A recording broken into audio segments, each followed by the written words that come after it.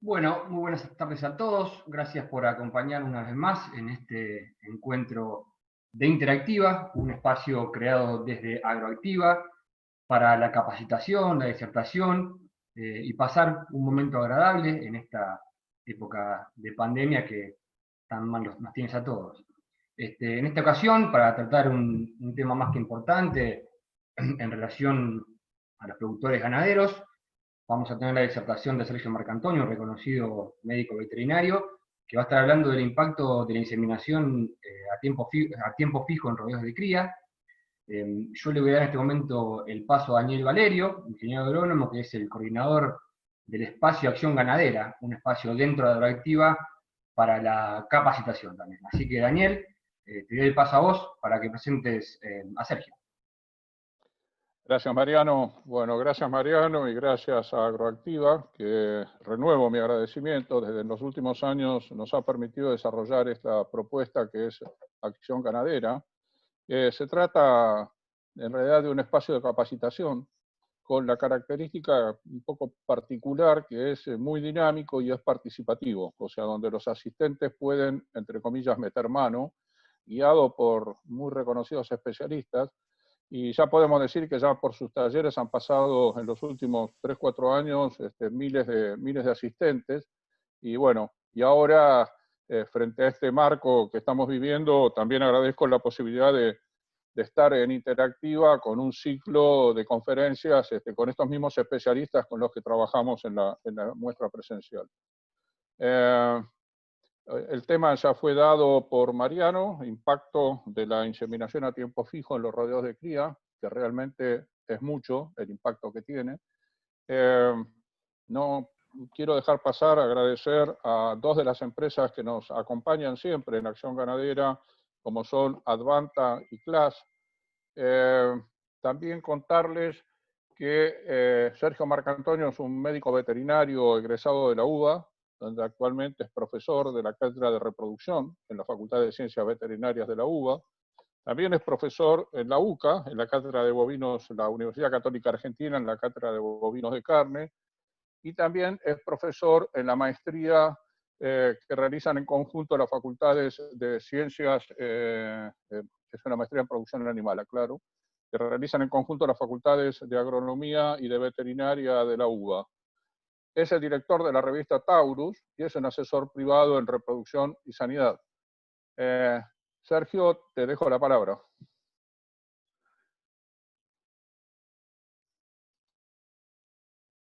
Hola, muchas gracias, Daniel. Muy buenas tardes a todos. Y también quiero agradecer al espacio de Acción Ganadera y a través de la Agroactiva Interactiva el posibilitarme estar hoy presente en este ciclo. Voy a compartirles pantalla para poder comenzar con la charla. Esta charla fue titulada Impacto de la inseminación a tiempo fijo en los rodeos de cría. Y hablar de la importancia que tiene la inseminación a tiempo fijo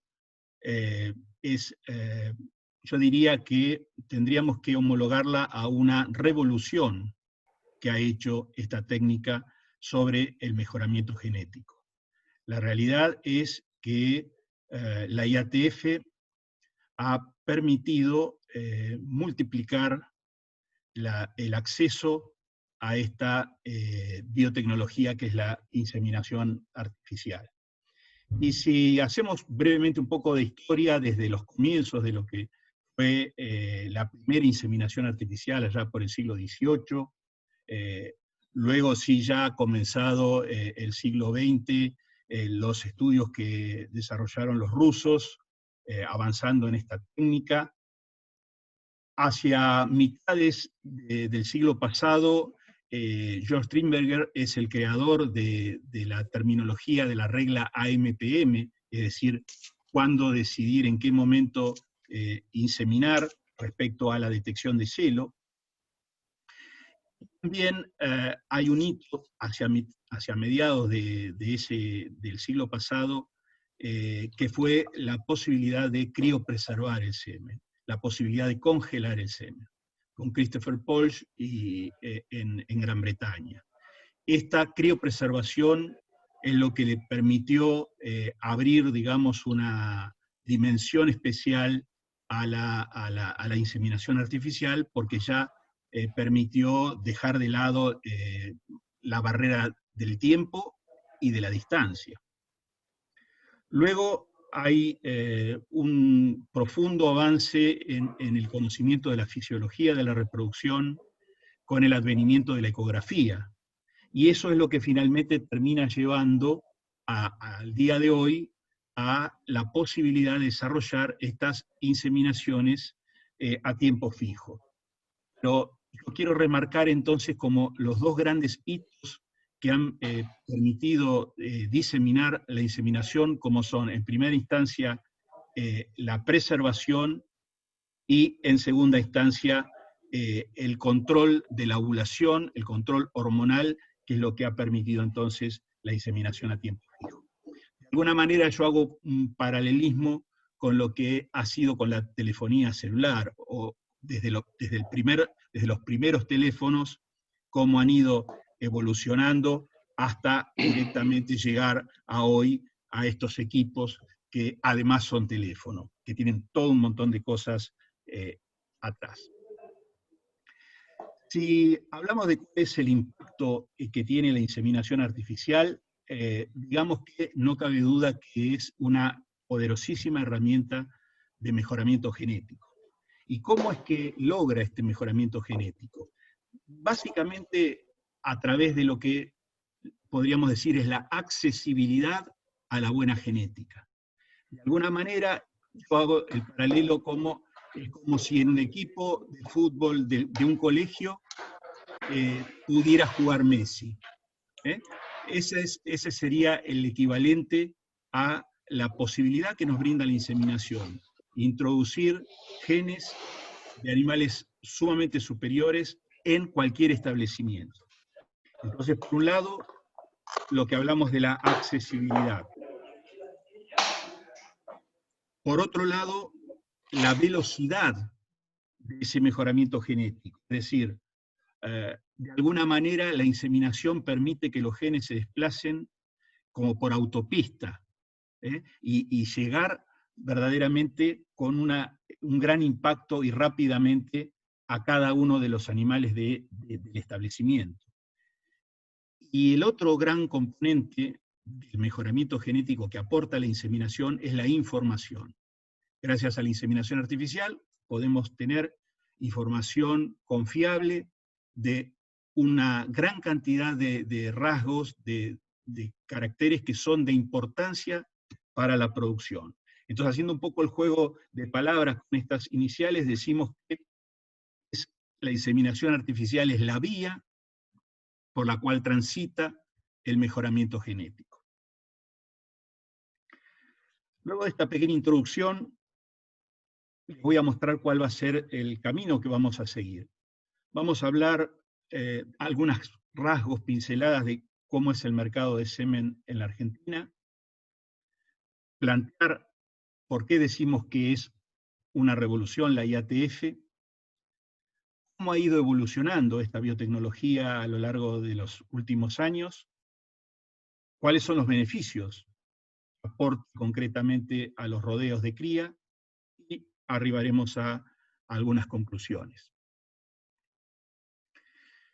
Si nos referimos al mercado de semen, les presento aquí estadísticas que permiten mostrar la evolución de la comercialización de semen en la Argentina en los últimos 11 años. Estos son datos provistos por Cavia, son muy frescos, ven que tenemos incluso datos hasta del 2019, donde podemos ver la evolución que ha tenido el volumen de venta de semen por las empresas asociadas a Cavia. Se estima que esto representa alrededor del 80% del volumen del mercado de la Argentina. Nosotros vemos que desde 2009 hasta el 2019 prácticamente se ha duplicado la cantidad de dosis de semen comercializadas. Y este gran crecimiento que ha tenido está directamente vinculado con la posibilidad de utilizar la IATF. Y vemos cómo se distribuye la proporción en lo que se refiere a las dosis de razas carniceras y razas lecheras. Alrededor de un poco menos del 60% son razas carniceras y un poquito más del 40% de razas lecheras, de esas 6,5 millones de dosis comercializadas en el 2019. Vemos también que dentro de las dosis vendidas por las empresas argentinas, el grueso, el 85%, tuvo como destino el mercado interno y hubo un 15% que se exportó fundamentalmente en gran medida a países vecinos y otros países también de Latinoamérica. Si vemos entonces ya la cantidad de dosis que quedaron en la Argentina, vemos que el 54% es de origen nacional y el 46% son dosis que vienen del exterior. Y aquí también, si vemos, nos concentramos en las razas carniceras y las razas lecheras, dividimos este volumen y lo hacemos horizontalmente, vemos que dentro de las razas carniceras el 89% tiene participación el semen nacional, en cambio en las razas lecheras el 80% tiene participación el semen importado.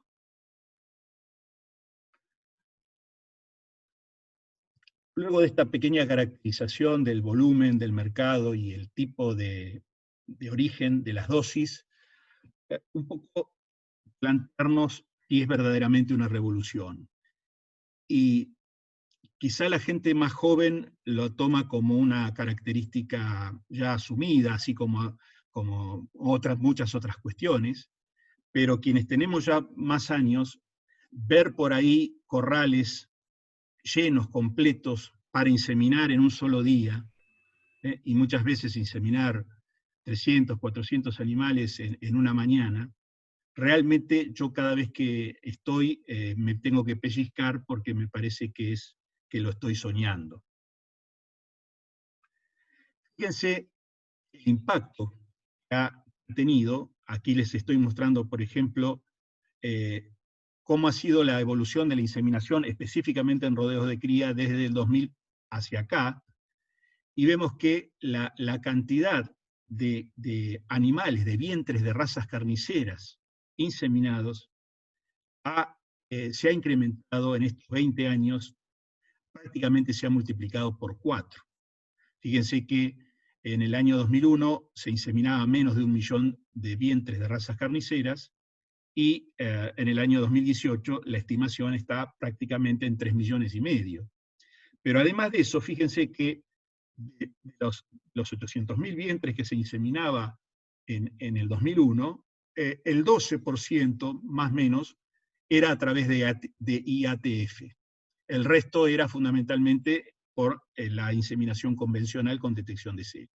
En cambio hoy, bien arriba del 90% de las inseminaciones que se hacen en los rodeos de cría son a través de la IATF. Si tuviéramos que hablar de cuáles son los aportes que ha realizado la IATF, deberíamos decir que minimiza las exigencias en equipamiento, instalaciones que tiene que tener el establecimiento para poder inseminar. Profesionaliza el servicio. Antes, con la inseminación convencional, la tecnología estaba en manos fundamentalmente de inseminadores, que muchas veces eran personal propio del establecimiento. Eso hacía que muchas veces también fuera un problema conseguir un nuevo inseminador, porque muchas veces los inseminadores ya se quedaban trabajando para un establecimiento y entonces a partir de allí desaparecían de la oferta, digamos, del mercado de inseminadores. Ahora las inseminaciones, más del 90%, como les decía, está en manos de equipos de veterinarios que brindan ese servicio. Y otro aspecto no menor es que favoreció el uso de esta técnica en vacas con cría al pie, lo cual, por un lado, hace que podamos inseminar una categoría que es mayoritaria. Antes se inseminaba fundamentalmente vaquillonas, más del 90% de lo que se inseminaba eran vaquillonas, hoy se inseminan hasta más vacas que vaquillonas, y por otro lado sabemos también que la vaca no impone restricciones a la hora de elegir genética, sobre todo hablando en lo que se refiere a peso al nacer de las crías, transmitido por los toros. Entonces, digamos que permite aprovechar el catálogo de los centros de colecta sin ninguna restricción. Es decir, que en definitiva la IATF lo que hace es facilitar la adopción de la inseminación artificial. Otra cuestión, y por qué también se ha dado esta revolución, fíjense que aquí nosotros lo que yo he puesto es la evolución del precio de la carne, digamos. En verde está en dólares, en las barras verdes, y en rojo está expresado, digamos, en lo que sería en el índice del mercado de Liniers. Y vemos que ha habido, sobre todo en el índice de mercado de Liniers, por supuesto, un incremento, expresado esto hasta el año 2018, en lo que es el precio del kilo de la carne, el kilo de novillo, digamos. Pero si vemos la evolución que han tenido el precio de los tratamientos hormonales, que son los que se utilizan para hacer IATF, vemos, por ejemplo, que en el 2001, por ejemplo, si tomamos en kilos de novillo, los tratamientos costaban 18 kilos, en el 2008 costaban 6 kilos, y hoy estamos cerca de los 2 kilos. Evidentemente ha habido un abaratamiento de los costos en inversión, digamos, en los tratamientos, que eso también, sin ninguna duda, jugó a favor de esta revolución y este uso más masivo de la inseminación. Es decir, que esto ha hecho que se pasara del esquema clásico de rodear los animales y detectar celo y ver qué vaca se deja, o vaquillona se deja montar para luego inseminarla, a pasar a una técnica que yo digo como si uno tuviera un control remoto. Estos tratamientos hormonales permiten manipular y definir en qué momento las vacas van a ovular. Con lo cual es posible hacer una inseminación masiva de ese lote de animales incluidos para inseminar en un momento prefijado, no en función de cuándo se van alzando naturalmente, entrando en celo, sino en un momento concentrado, ya predefinido, gracias a esos tratamientos hormonales.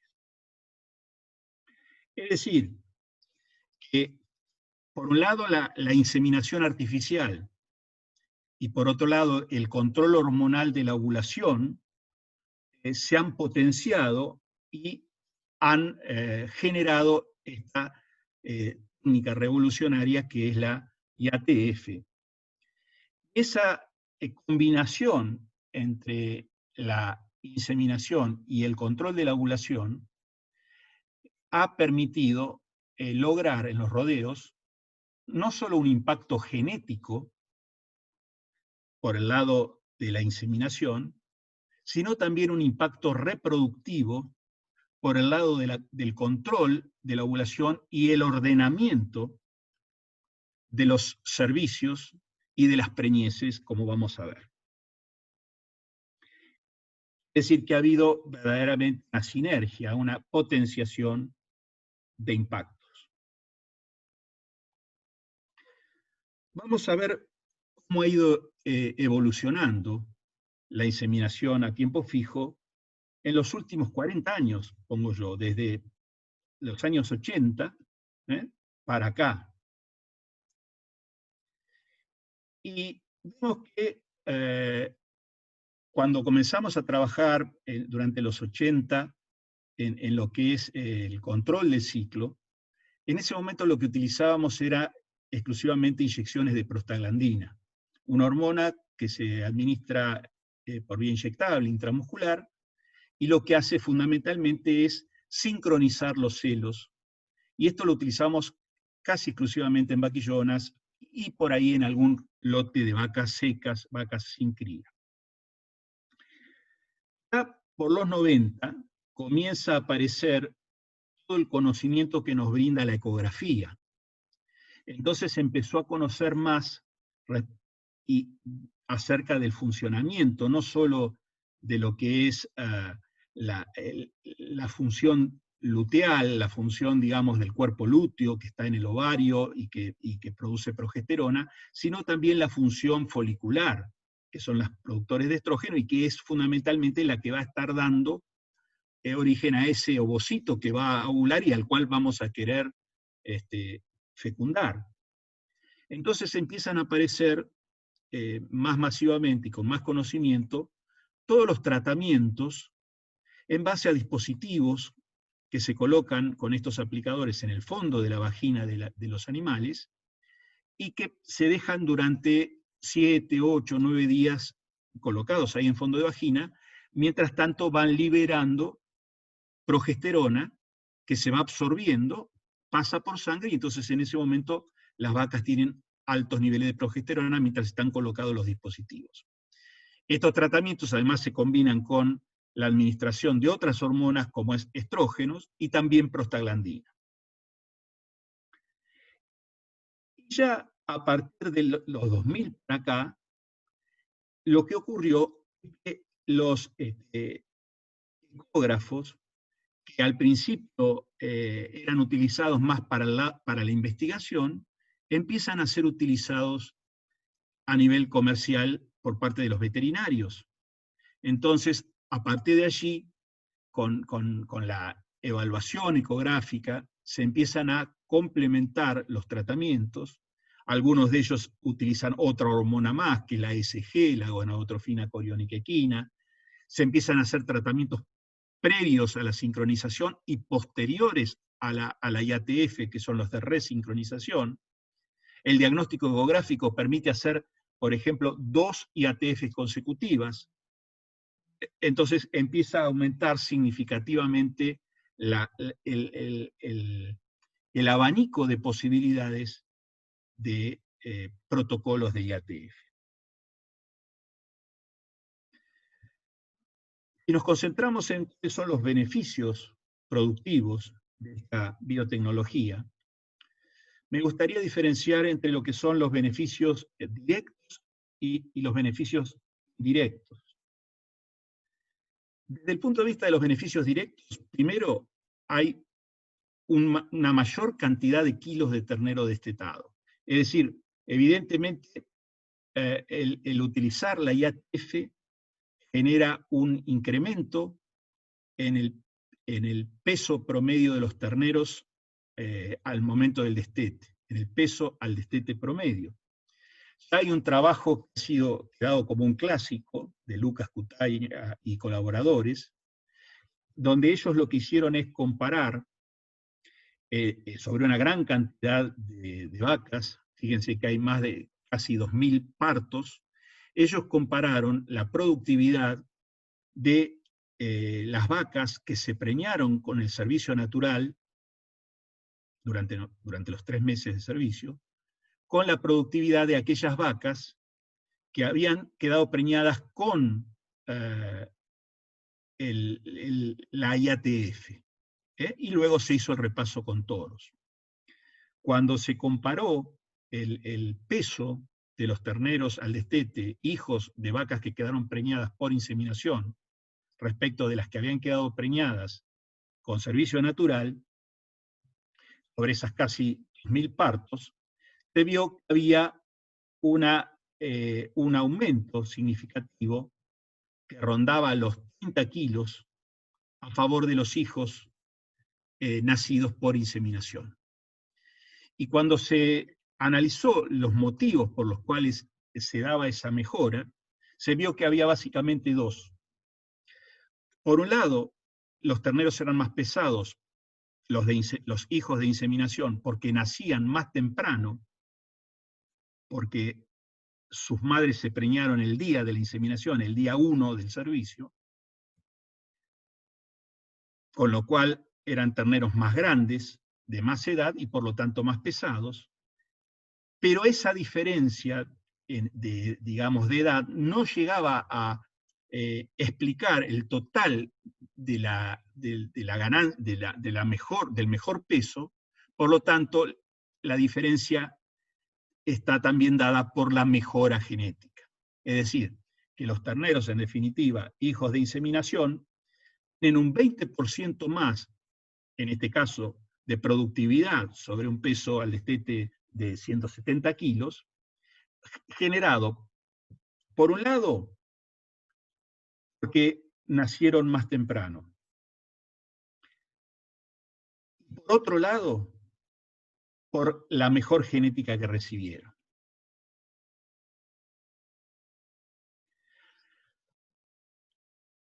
Yo hice simplemente un modelo para tratar de explicar, ponerle números a ese impacto, haciendo simplemente un cálculo matemático. Yo tomé, por ejemplo, un rodeo hipotético de 100 vacas, en la cual eran una parte sometida, digamos, con servicio natural, y la otra parte aplicando la IATF más el repaso con toros. Un rodeo que con una buena condición corporal, de 3 en una escala de 1 a 5, y lo que hice fue proyectar en función de la ciclicidad estimada y en función de la fertilidad, tanto por inseminación a tiempo fijo como por el servicio natural, lo que hice es proyectar las preñeces en los primeros 25 días de servicio. Y aquí vemos que en aquellos casos, por ejemplo, de servicio natural, de 100 vientres quedaban preñados en los primeros 25 días, 39. En cambio, en los de IATF más servicio natural quedaron preñados 50, básicamente porque en los primeros días, o sea, el día de la IATF, quedaba preñada una cantidad significativamente mayor producto del tratamiento. Y seguimos avanzando y consideramos todo el periodo de servicio, vemos que las diferencias tienden a equipararse un poco, pero vemos que la preñez acumulada, por ejemplo, en este rodeo con buena ciclicidad, con muy buena fertilidad, con muy buena sanidad, logra el 93% de preñez. En cambio, en el caso de la IATF más el repaso con toro, logra un 98% de preñez. Es decir, que hay 5 puntos porcentuales superiores o extras por haber utilizado la IATF. Y además, cuando calculamos el intervalo promedio desde el inicio del servicio hasta la preñez, cuánto tardan todas las vacas que se preñan en promedio hasta alcanzar la preñez, en el caso del servicio natural, ese intervalo promedio fue de 35 días, y en el caso de haber utilizado IATF, ese intervalo promedio fue de 26 días. Es decir, hay 9 días menos de tiempo entre que inició el servicio y que las vacas en promedio quedaron preñadas, producto de esta inicial distribución más temprana en las preñeces. Cuando esto lo expresamos entonces en kilos, decimos que por un lado hay una diferencia en kilos producto de la mayor preñez, alrededor de 7 kilos, y una diferencia en kilos por la preñez más temprana, alrededor de 6 kilos. Es decir, que nos está dando, en este modelo, una diferencia de casi 14 kilos por haber utilizado la IATF. Fíjense que el modelo de Lucas Cutaya, cuando compara vacas, o mejor dicho, terneros, hijos de vacas de inseminación, respecto de terneros, hijos de vacas con servicio natural, está comparando directamente las que quedaron preñadas con inseminación y las que quedaron preñadas por servicio natural. Este es un modelo donde la diferencia es promedio, con lo cual estamos partiendo de un supuesto de que la mitad de las vacas han quedado preñadas por inseminación. con lo cual estos 14 kilos serían los equivalentes a 28 kilos, más o menos, siguiendo el modelo de Lucas Cutaia.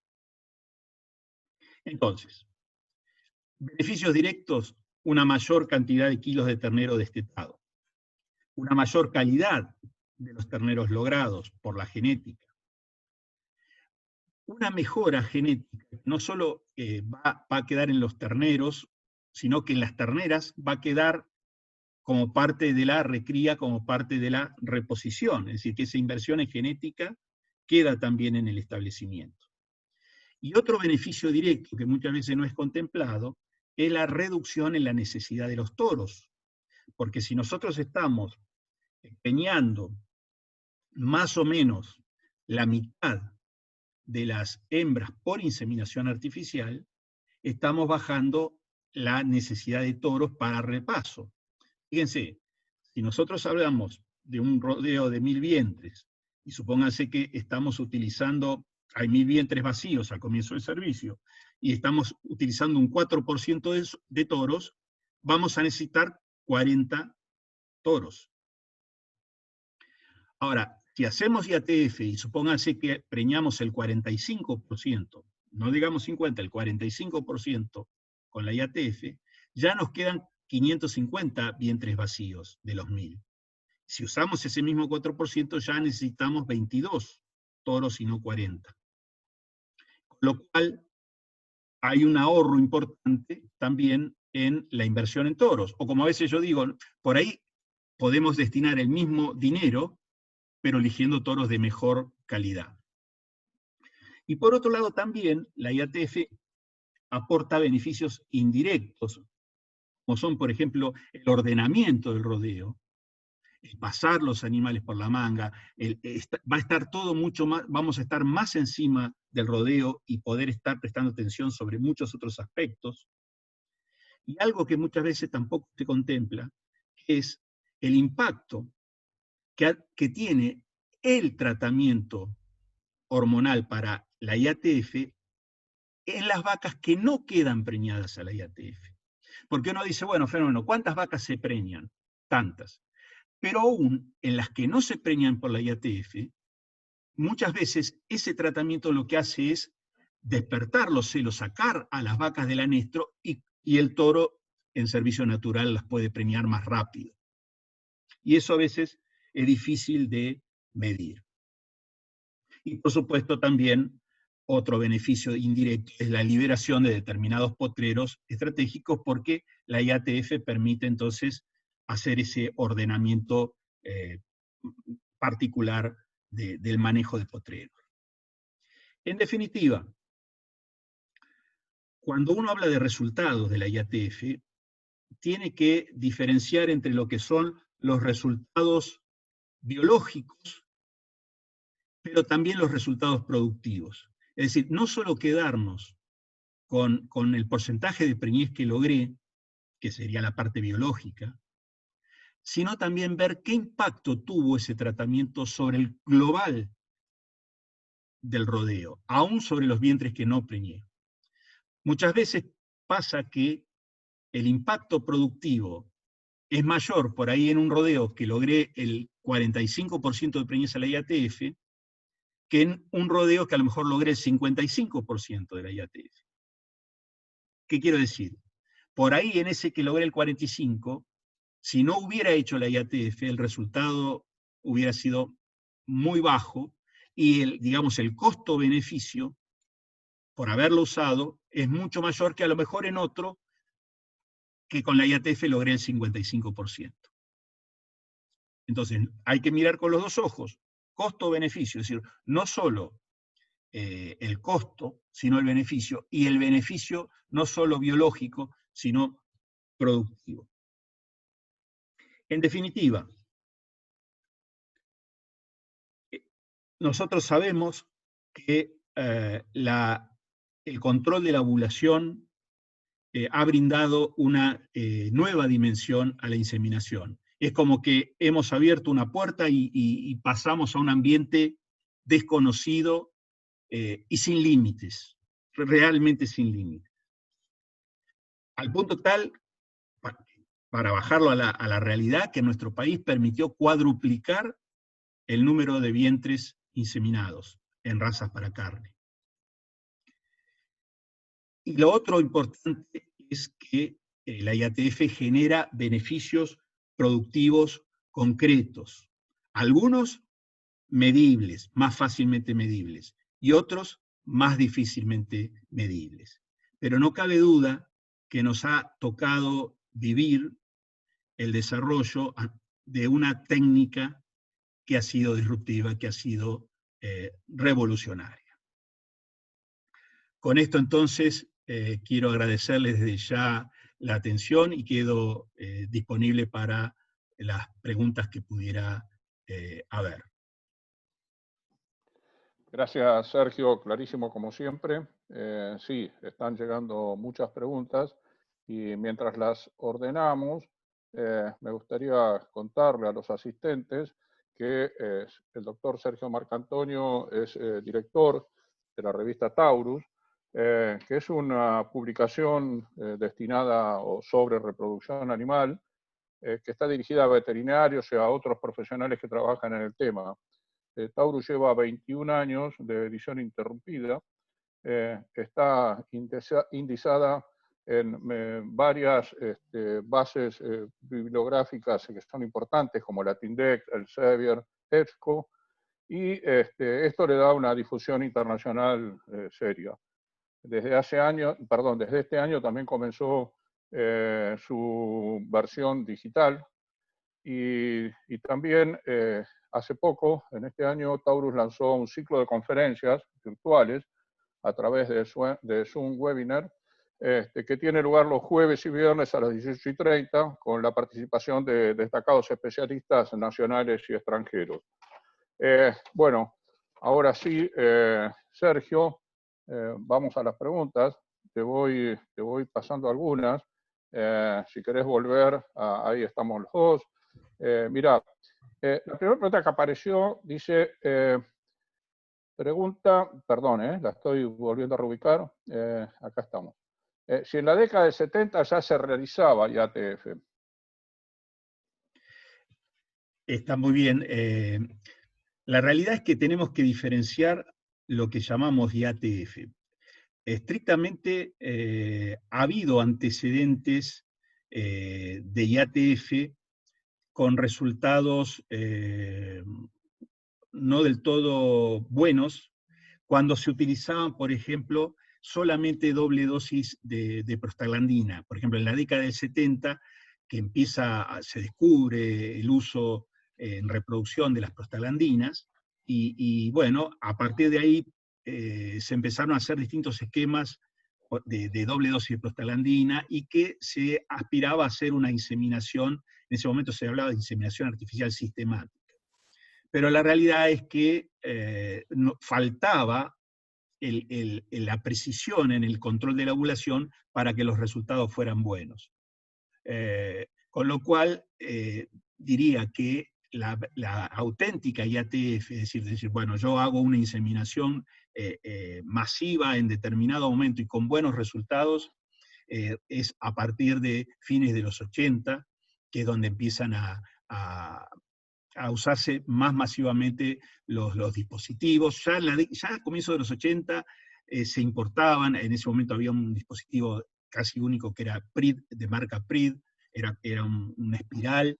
Después empezaron a aparecer otras marcas, después incluso empezaron a aparecer, se desarrollaron, a mí me tocó también por suerte trabajar en eso, con esponjas a nivel nacional que se impregnaban en progesterona sobre fines de los 80, y después, hoy por hoy también hay algunas esponjas, sobre todo que se usan, por ejemplo, en ovinos, pero la explosión fue de los 90 para acá, con gran cantidad de dispositivos, con muchos laboratorios de gran calidad, digamos, que producen estos productos, valga la redundancia, y que nos dan una seguridad en el sentido de que reduce enormemente la pérdida del dispositivo, porque piense que la vaca tiene ese cuerpo extraño dentro de la vagina, entonces ya lo trata de eliminar.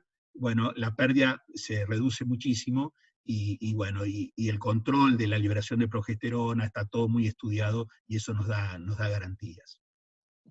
Muy bien, Sergio, siguen llegando muchas preguntas. Acá hay otra que dice, ¿qué porcentaje de abortos de todo tipo, por ejemplo espontáneo, se produjeron en su cuadro gráfico expuesto? Yo entiendo que habla del modelo, ¿cierto? Del Entiendo que modelo. sí, sinceramente Bueno, entiendo que sí. yo en ese caso lo que asumí es un 10% de pérdida entre, digamos, desde los 25 días, o sea, mejor dicho, desde que comienza el servicio, todas esas preñeces entre los 25 días y los 70 días, asumí un porcentaje de pérdida del 10%. Eso es cuestionable, es como todo. Cuando uno empieza a hacer este tipo de modelos, siempre no dejan de ser modelos, no describen la realidad universal, pero yo aprovecho a invitarlo, incluso porque en la página de Taurus está la posibilidad de bajar un Excel, con lo cual uno puede ponerle sus propios números bueno, y calcular el costo-beneficio puntual. Bien. Vittorio Monti hace dos preguntas. La primera es, con la IATF, perdón, ¿tenemos mayor orden de las apariciones en general? Lo que ocurre, tendríamos que ver qué es lo que llamamos orden en las apariciones. Lo que ocurre es una modificación en la distribución temporal de las preñeces y por lo tanto de las apariciones, lo cual fundamentalmente lo que logra es una concentración de la cabeza de parición. Entonces hay una mayor proporción de vientres que pare, digamos, en los primeros 10 días de la temporada de parición, producto del tratamiento. Bien. La segunda pregunta de Vittorio Monti es, ¿a qué edad crees que es el mejor momento para hacer IATF? Es muy buena la pregunta, y yo diría lo siguiente, porque tenemos que plantearnos, y siempre nos ocurre, ¿qué hacemos? Inseminamos la vaquillona, inseminamos la vaca con cría. Si vamos a inseminar la vaca con cría, vamos a trabajar fundamentalmente con el lote de cabeza, si es que tenemos la posibilidad de tener separado en un lote cabeza y un lote cola. Y a veces la respuesta no es siempre la misma, que es lo mejor. Por otro lado, no siempre la vaquillona es igual, si es una vaquillona de 15 meses, de servicio precoz, o es una vaquillona ya más de un servicio convencional.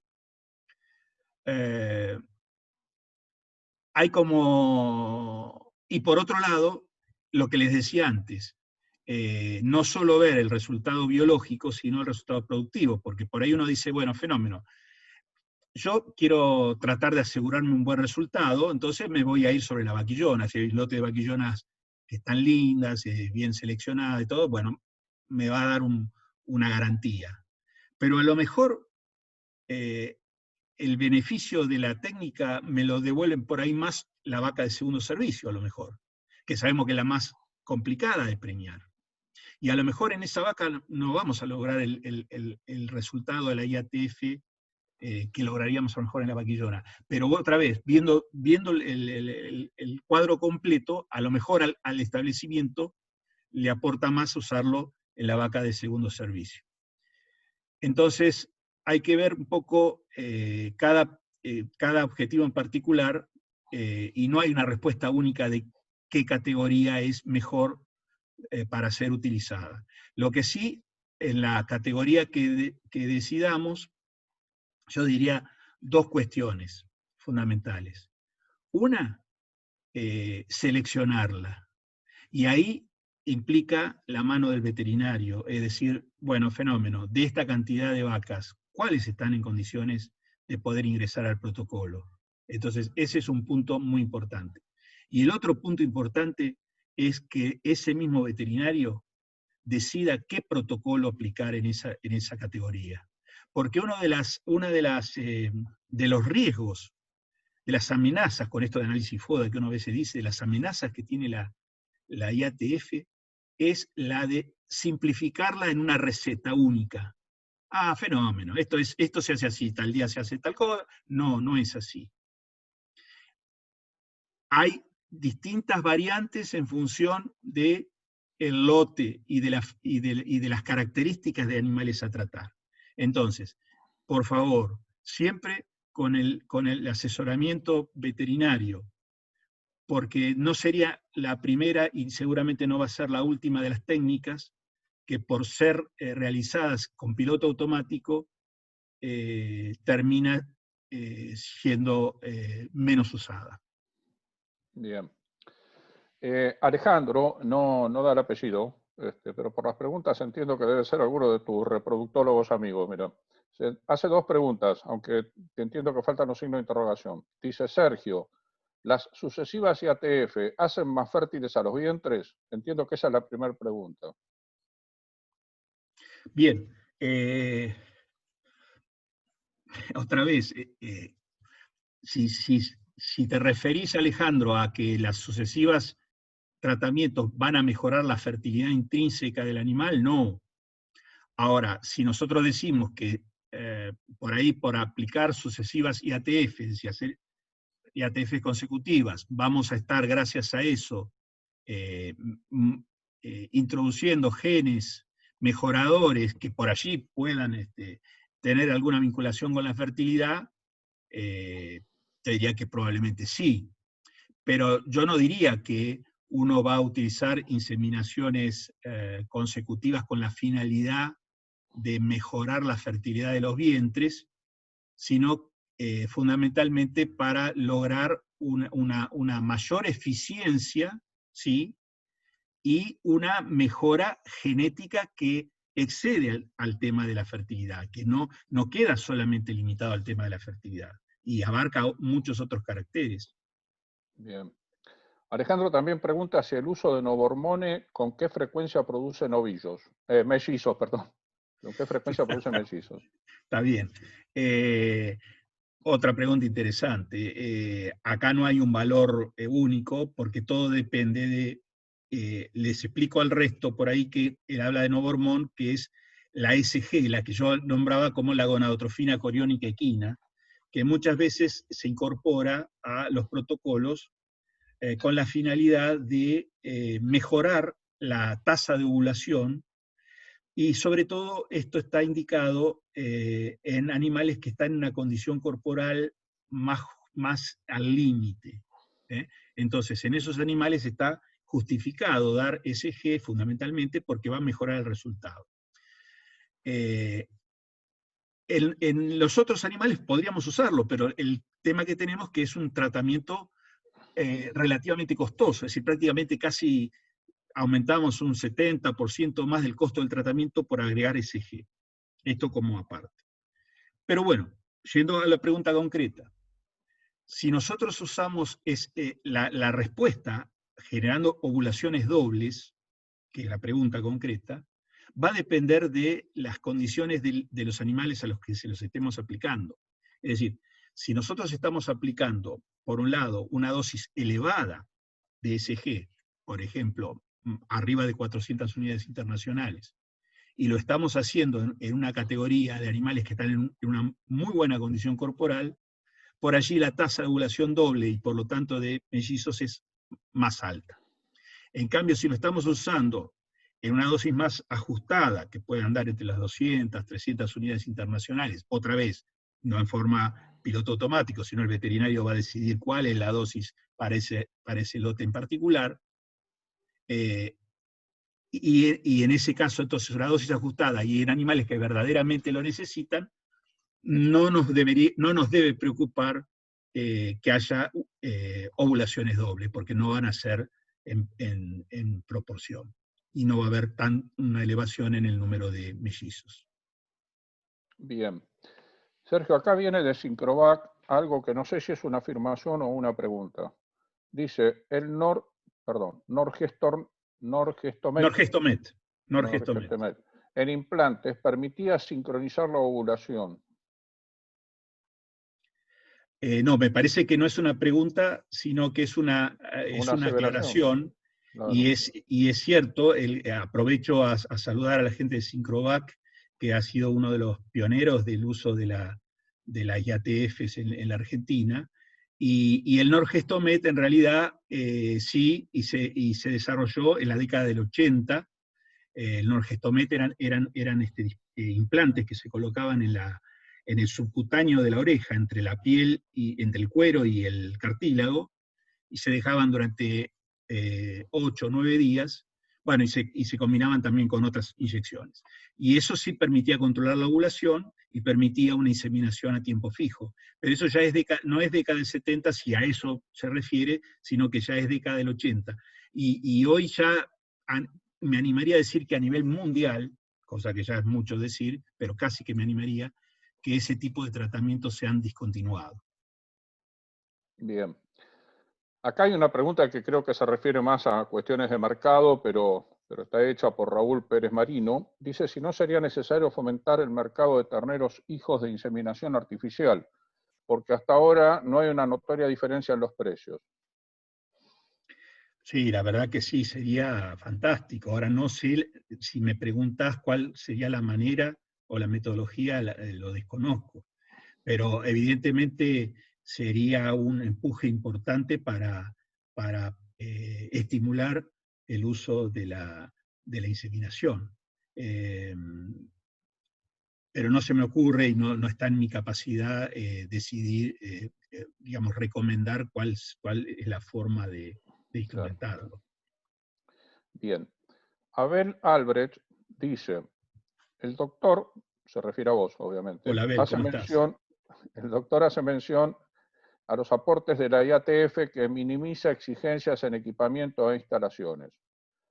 ¿Podrá ser más explícito al respecto, ya que las instalaciones no son negociables en su estado para aplicar la técnica de IATF? No entiendo la última parte de la pregunta, sinceramente. No, claro, está bien. Gracias, Abel, por la pregunta y por la posibilidad a lo mejor de explayarme en este tema.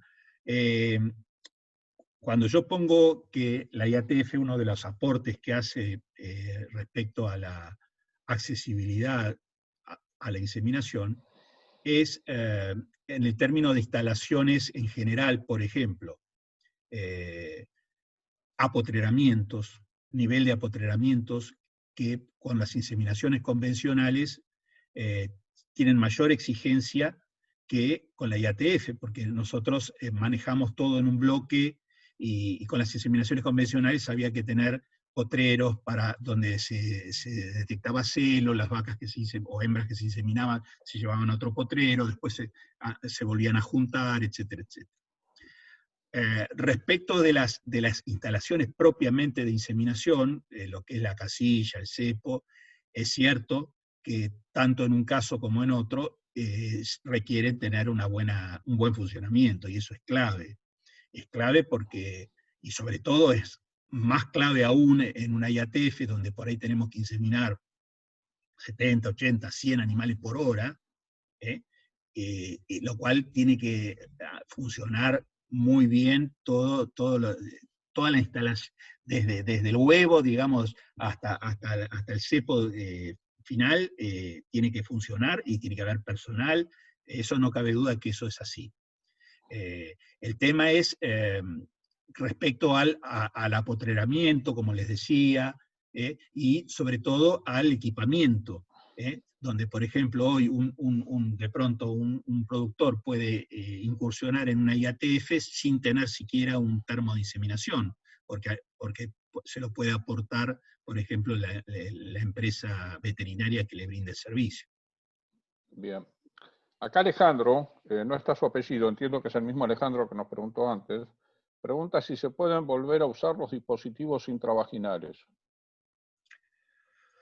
Bien, es buena la pregunta y hemos pasado por eso. Y yo diría que, primero, ¿se puede? Se puede. Hay básicamente dos grandes tipos de dispositivos, o dos grandes grupos de dispositivos. Dispositivos que tienen más de 1 gramo de progesterona y dispositivos que tienen menos de 1 gramo de progesterona. Al principio, los dispositivos tenían más de 1 gramo de progesterona, entonces nosotros, los veterinarios, empezamos a, típico planteo nuestro, de que lo descartable no es descartable, y entonces se lavaban, se reacondicionaban y se volvían a usar. E incluso a veces se han llegado a usar hasta 3 veces. El 0 kilómetro, el nuevo, usarlo otra vez más y otra vez más. Porque la cantidad de progesterona que tenían, algunos tenían hasta casi 2 gramos, alcanzaba.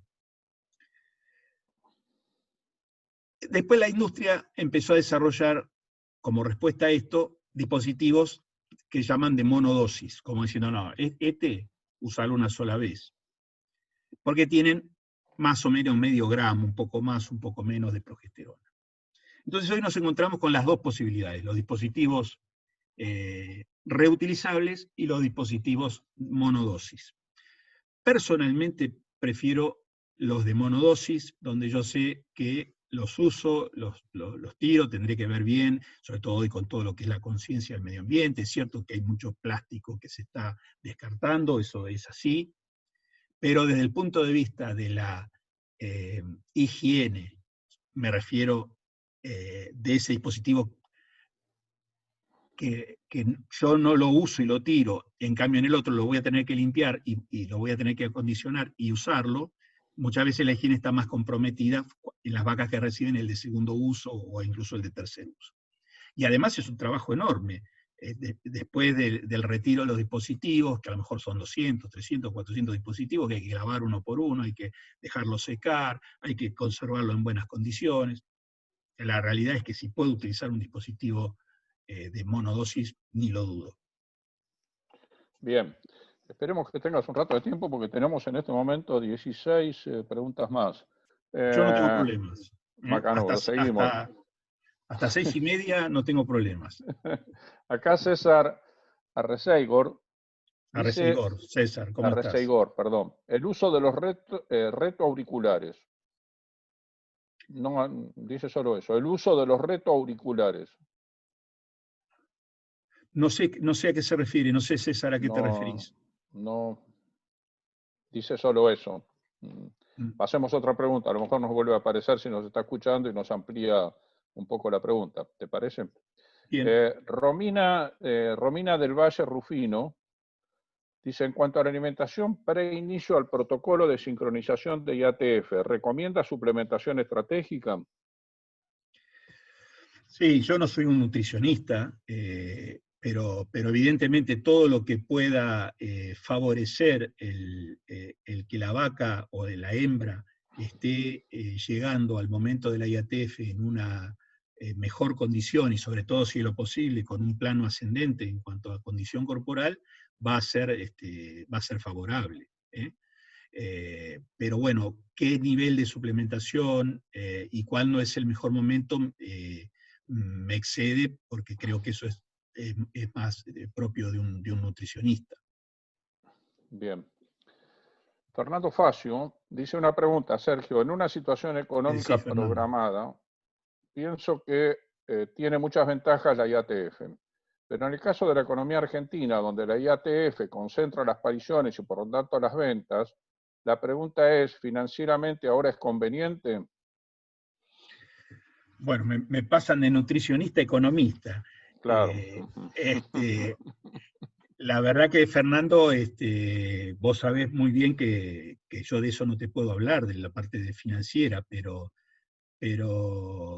es un punto importante el que vos decís siempre.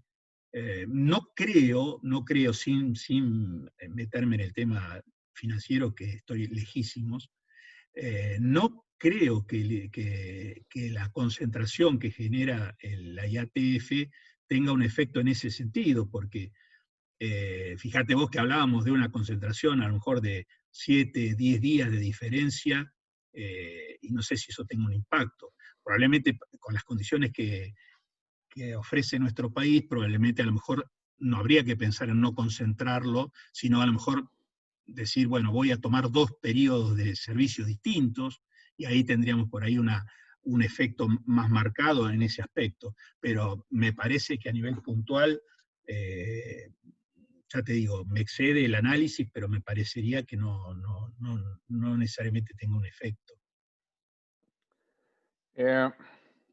Patricia Tati dice, además de la progesterona, los estrógenos y la prostaglandina, la utilización de HCG y de GnRH ofrece mejoría en la ovulación y porcentaje de preñez. Y está firmado, dice, gracias Ernesto Gómez. La pregunta está realizada, viene de parte de Patricia Tati. De todas maneras, si querés te repito la pregunta, Sergio. No, creo que, o sea, básicamente, si es una pregunta o una afirmación, el hecho de que si el complementar con, o sea, que los tratamientos de progesterona junto con estrógenos, que son necesarios, le digo, no es una opción, con prostaglandina, que es necesario, no es una opción. Lo que empieza a ser optativo es si dar SG, si dar GnRH. HCG nosotros no utilizamos normalmente en bovinos, pero sí la alternativa de GnRH o la alternativa de SG.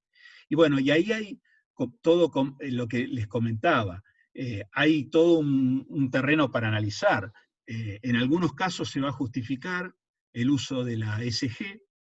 En otros casos, por ejemplo, se está trabajando hoy combinando con pintar las vacas en la base de la cola en el momento del retiro del dispositivo, para que sea un sensor, digamos, de si la vaca entró en celo o no, hasta el momento de la inseminación, y en función de si entró o no en celo, decidir si además aplicar en el momento de la inseminación, por ejemplo, una GnRH, como vos planteás.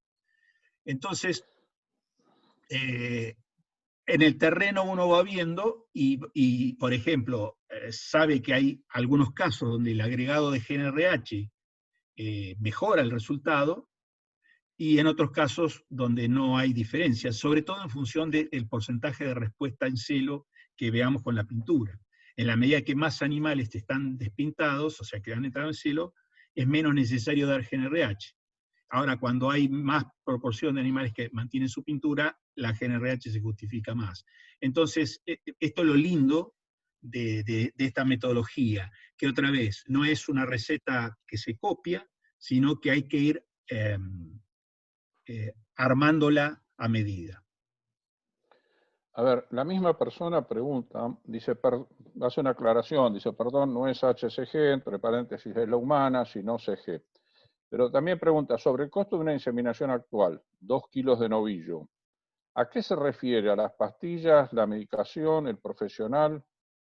No, esos 2 kilos más o menos está relacionado con los tratamientos. Ahí implica específicamente todo lo que son dispositivos, inyecciones, descartables, desde guantes hasta jeringas, agujas. A eso hay que agregar, esos son más o menos los 2 kilos. Ahora, hoy, ¿cuánto cuesta más o menos una IATF? Para tener una orientación, podríamos hablar de alrededor de 10, 12 kilos de novillo por animal. ¿Cómo se conforma ese costo?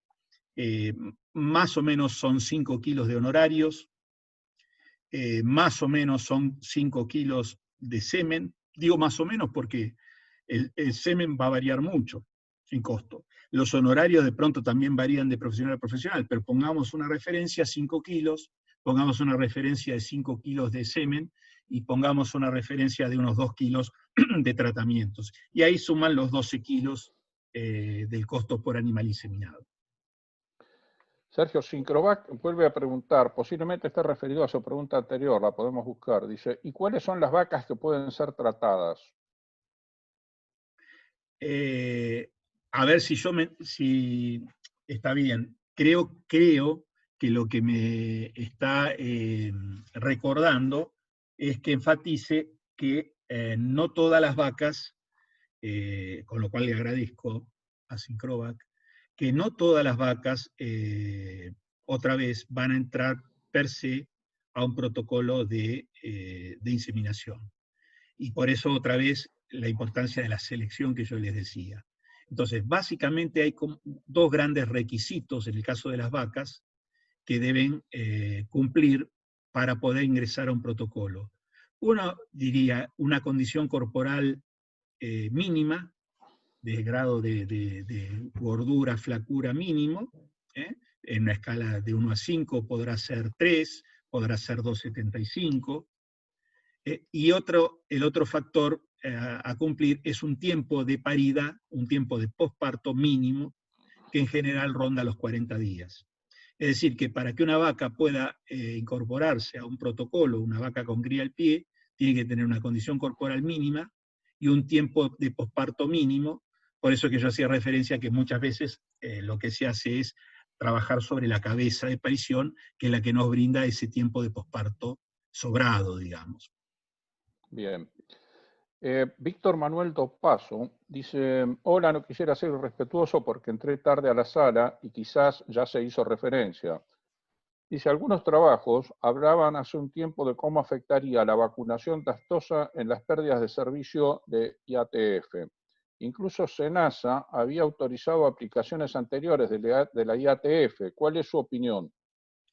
Sí, Víctor, eso hace 2 años surgió, incluso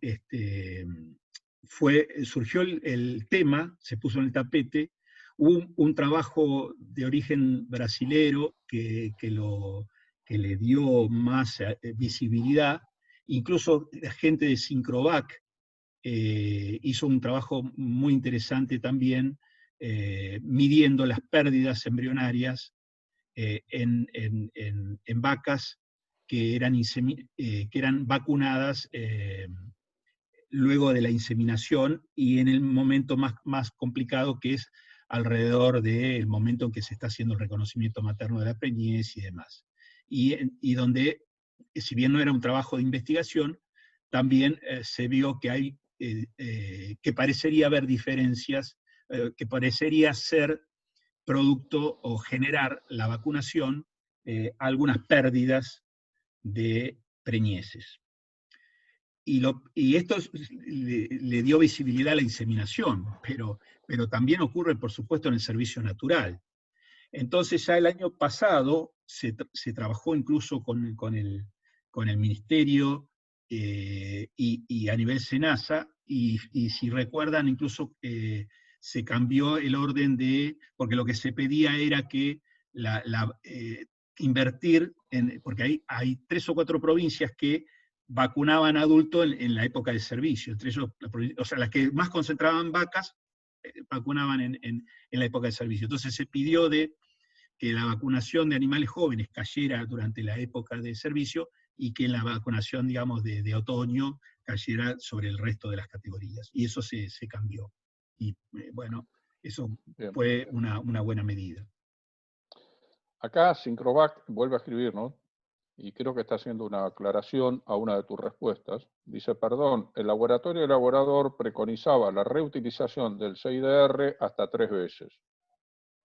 Claro, en ese momento era el CIDR, claro. El CIDR, que era uno de los dispositivos, primero vino el PRID a nivel de nuestro país, y después entró el CIDR, que era como, en su momento era el dispositivo, y sí, porque tenía casi 2 gramos de 1,9, si no recuerdo mal, de progesterona, y es cierto.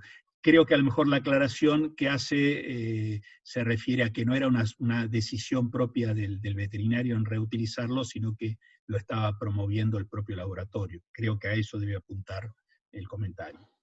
Bien. Vittorio Monti vuelve a preguntar, y dice, ¿el IATF ayuda al cruzamiento genético de razas? Por ejemplo, para mejorar mi calidad de rodeo carnicero, ¿puedo mezclar mi rodeo de Braford con Brangus? Pregunta. La IATF, o digamos, la inseminación, ya no solo la IATF, la inseminación simplifica todos los esquemas de cruzamiento, porque una cosa es trabajar con cruzamientos, con servicio natural, que implica tener los rodeos de animales puros, y bueno, todo lo que implica generar los cruzamientos, y otra cosa es tener un termo que simplemente va a depender de qué canastillo yo levante y de qué gobelet saque las pajuelas para ver qué genética le estoy poniendo. Entonces, claro que siempre todo lo que es esos cambios, la inseminación va a favorecer. Incluso fíjense que uno puede decir, bueno, yo, por ejemplo, este año hago una inversión en semen de tal raza, y el año que viene quiero cambiar, lo voy a cambiar. En cambio, si yo compro un toro de tal raza, va a ser antieconómico estar cambiándolo todos los años. Entonces lo voy a tener que usar varios servicios para amortizarlo. Entonces siempre lo que es la inseminación, en ese aspecto va a ser una simplificadora, ¿no? Uh-huh. Acá viene un comentario nuevamente de Fernando Facio, que seguramente relacionado con su pregunta anterior. No es una pregunta. Dice, técnicamente me parece perfecto sin dudas, pero hoy el productor hace muchos números antes de comprar o hacer una técnica. Bien. Si te parece, seguimos con otra pregunta. Sí, no encuentro, es decir, me parece que es una aclaración que él hace, no creo. Claro, No creo por eso que te quiera comentaba, creo que es una aclaración, exactamente. Claro. Raúl Pérez Marino dice, protocolos de 7 u 8 días, ¿cuál recomienda? Porque en la charla anterior de los doctores Butler, en vacas se utilizan el producto de 8 días. Se conoce que han estado viendo las charlas que vos generás con Taurus, Sergio. Sí, exacto. Bueno, en realidad la bibliografía establece que no hay diferencias entre los protocolos de 7, 8 y 9 días. O sea que no hay diferencias en resultados entre los 7, se refiere a dejar los dispositivos dentro de la vaca 7 días, 8 días o 9 días. Yo particularmente utilizo normalmente el de 8 días, pero se han hecho trabajos que, vuelvo a decir, y no solo uno, sino muchos, que no establece diferencias entre los 7, los 8 y los 9. Así que no diría más, no tengo nada más que aportar que eso.